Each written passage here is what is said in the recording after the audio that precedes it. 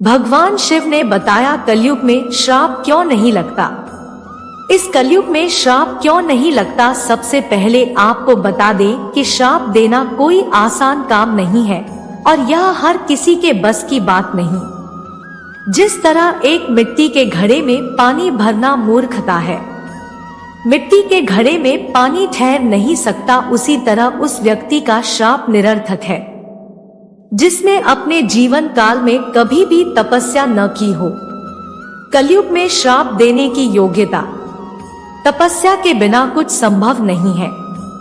ब्रह्मा जी ने तपस्या से ही इस ब्रह्मांड की रचना की है, जिसमें असंख्य ग्रह और आकाश गंगाएं हैं। श्राप देने के लिए कठोर तप करना पड़ता है, तपस्या के बिना कुछ सार्थक नहीं हो सकता। तपस्या से हर चीज मुमकिन है, लेकिन तपस्या हर किसी के बस की बात नहीं होती। तपस्या के बिना मुक्ति और ब्रह्म साक्षात्कार की बात तो छोड़ ही दे, क्योंकि तपस्या के बिना छोटी छोटी चीजें भी प्राप्त नहीं होती। जो भोजन आप खाते हैं उससे शक्ति प्राप्त करना आसान नहीं है। अनाज को पहले सूर्य की किरणों में तपाया जाता है, फिर पकाते समय रसोई में तपाया जाता है और फिर पाचन तंत्र द्वारा तीसरी बार तपाया जाता है, तब जाकर भोजन से शक्ति प्राप्त होती है। अगर आप कच्चा अनाज खाएं तो आपको उससे शक्ति नहीं मिलेगी, और अगर आप ठीक प्रकार से पका हुआ भोजन खाएं लेकिन आपका पाचन तंत्र सही नहीं है, तब भी आपको उससे वो शक्ति प्राप्त नहीं होगी। भोजन में इतनी शक्ति है कि आपके सारे अंग और यहाँ तक कि आपका दिमाग भी भोजन के जरिए काम करता रहता है, जिसे 25 से 30 वाट प्रति घंटे की बिजली चाहिए पड़ती है, लेकिन इसे बिना तपस्या के प्राप्त नहीं किया जा सकता। वैज्ञानिक ऐसी कोई व्यावहारिक मशीन नहीं बना पाए जो अनाज से बिजली बना दे। जो लोग इस सत्य को नहीं जानते वो बिना तपस्या किए बड़े बड़े काम करने में यकीन रखते हैं। इस तरह के लोगों का लक्ष्य होता है बिना तपस्या के पैसा कमाना, और वे जुआ खेलकर सारा पैसा खो देते हैं। जुआ खेलना एक महापाप भी है, इसलिए बाद में जुआ खेलने से संबंधित नरक भी उन्हें जाना पड़ता है। श्राप देने की योग्यता क्या होती है? अर्थात आपको केवल जिंदा रहने के लिए ही तपस्या करनी होती है, फिर बड़े बड़े काम बिना तपस्या के कैसे हो सकते हैं? श्राप देना उन्हीं बड़े कामों में से एक है।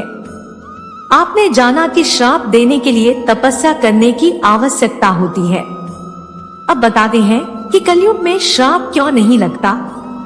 कलयुग का भयानक रूप। वैसे तो कलयुग के बारे में आप जानते ही होंगे।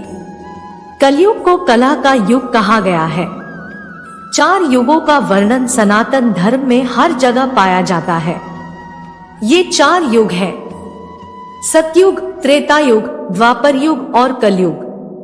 3 युगों में सात्विक वातावरण होने के कारण साधारण लोग भी भगवान की भक्ति करने लग जाते थे, और इस कलयुग में भगवान को पाने के लिए सिर्फ एक ही मार्ग है, वह मार्ग है भक्ति का। राक्षस हमेशा से ही भगवान को मारना चाहते हैं।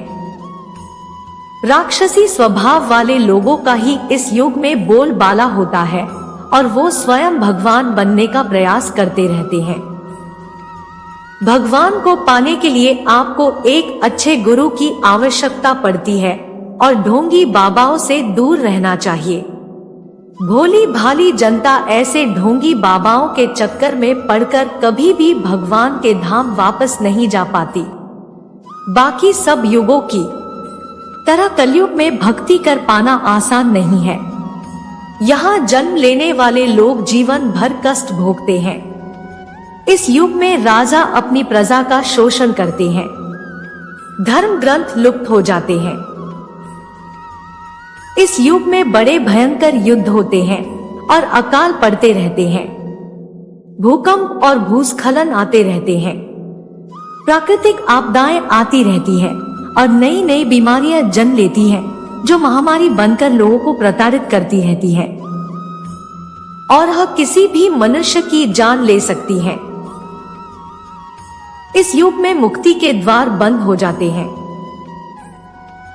जीव के कल्याण के मार्ग कहीं नजर नहीं आते और कुछ ही समय के इंद्रिय सुख को यहाँ सर्वश्रेष्ठ माना जाता है। भगवान को जानने में यहाँ किसी की रुचि नहीं रह जाती और तपस्या के नाम से ये लोग भयभीत हो जाते हैं। दान इनसे दिया नहीं जाता और यज्ञ ये केवल दिखावे के लिए करते हैं। इस तरह यह निश्चित ही निम्न गति को प्राप्त करते हैं। कलयुग में जन्म किसे लेना पड़ता है? सतयुग में सब परमहंस हुआ करते थे जिन्हें केवल भगवान के भजन से मतलब होता था। वे धर्म का पालन करने वाले और घनघोर तपस्वी हुआ करते थे और अपने जीवन के अंत तक भगवान के धाम वापस जाने का प्रयास करते थे। कुछ लोग जिन्होंने सतयुग में भगवान का भजन ठीक से नहीं किया, वो वापस भगवान के धाम नहीं जा पाए। ऐसे लोग त्रेता युग में जन्म लेते हैं और फिर से भगवान के धाम वापस जाने का मौका पाते हैं। इनमें से कुछ लोग तो त्रेता युग में भगवान की भक्ति करके उनके धाम चले जाते हैं, परंतु कुछ लोग त्रेता युग में मनमानी करते हैं और भक्ति करने में रुचि नहीं दिखाते।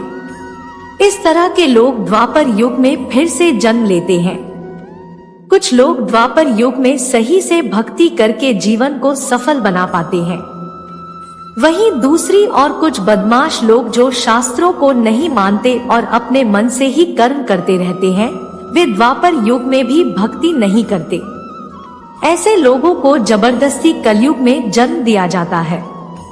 कलयुग में श्राप इसलिए नहीं लगता।